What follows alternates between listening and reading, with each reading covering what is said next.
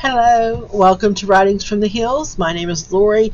This week we are going with reading about a book, Assassination at the State House, The Unsolved Mystery of Kentucky's Governor Goebel. This is written by Ron Elliott.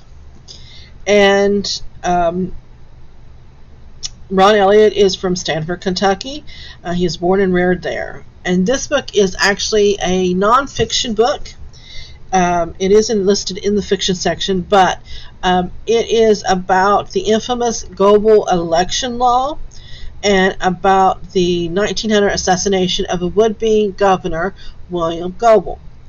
And this actually covers the actual shooting and a series of trials that resulted from the actual murder itself. And this was published in 1995 and starts out Tuesday, November 7th, 1899, Election Day. Well, boys, you got it all decided yet? Ike Livingston was just making a little joke with the men gathered around the potbelly stove at the Bradshaw's store, just up the right fork of Straight Creek branch of Cumberland River. Ike, you know damn well that is all was decided last year, Robert Bradshaw answered for the group. Ike worked his way near the stove for warmth. Huddled around the stove were Leonard Brock and his young son Wendell, old man T.J. Ashby, and Barry Howard. In the rear of the store, Josh Solsley lay on a stack of feed sacks. The men had long since learned that the 4 feet from the stove was the distance required for proper warmth. Any further was too cold, and any nearer was too warm. Hence these men were arranged in a 4-foot radius circle. Bob Bradshaw was sorting the mail behind the grid that separated the post office from the store proper. "Reckon you're right, Bob," Ike said as he kicked the base of the wood-burning stove to clear the winter mud from his boots. With each kick, a glob of mud dropped to the floor, and a shower of sparks shot from the red-hot sides of the stove.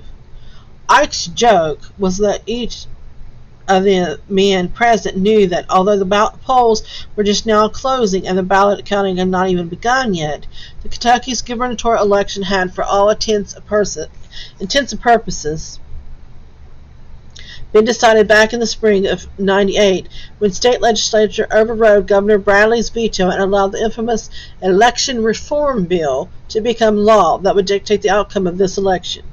Barry Howard knew it especially well.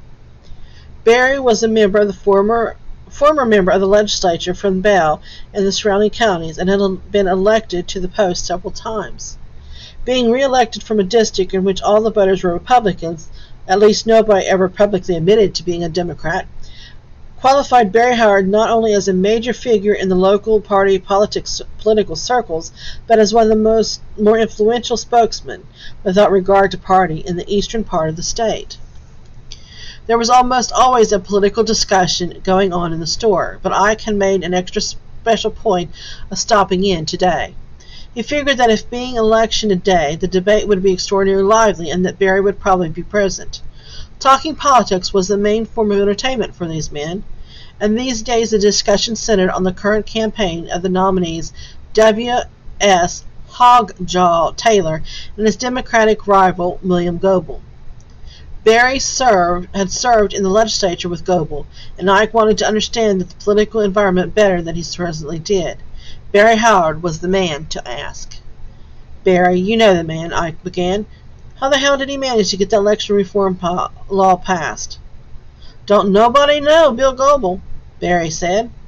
"I'm acquainted with him, and a suspicion that most anybody can say. He's probably the most intelligent man I ever met, and easily most determined. And there's your answer.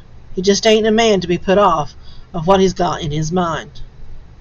"But that Goebel elections law is a scandal," Leonard protested. "It allows the legislature to appoint a board of 3 state election commissioners who appoint in turn the local commissioners. Then betwixt the bunch of them, they determine who can vote and settle any disputes. That's about the same as leaving a fox in charge of the hen house. With the law in place, whatever party has control of the legislature has a lock on any election." "You see the plan pretty well," Barry said, "except in this case it ain't the party in control. It's Boss Bill himself." So you're saying that Goebel himself handpicked the election board that'll certify his votes. Oh, Joe hadn't got a snowball's chance in hell. Bob was serious. Well, that's just the start of Assassination at the State House. This is The Untold Mystery of Kentucky's Governor Goebel by Ron Elliott. And if you would like to read this book, you can check it out by going to our website at www.briggslibrary.com or calling any of our locations. Thank you for tuning in. Hope you enjoy the book, and I'll see you next time.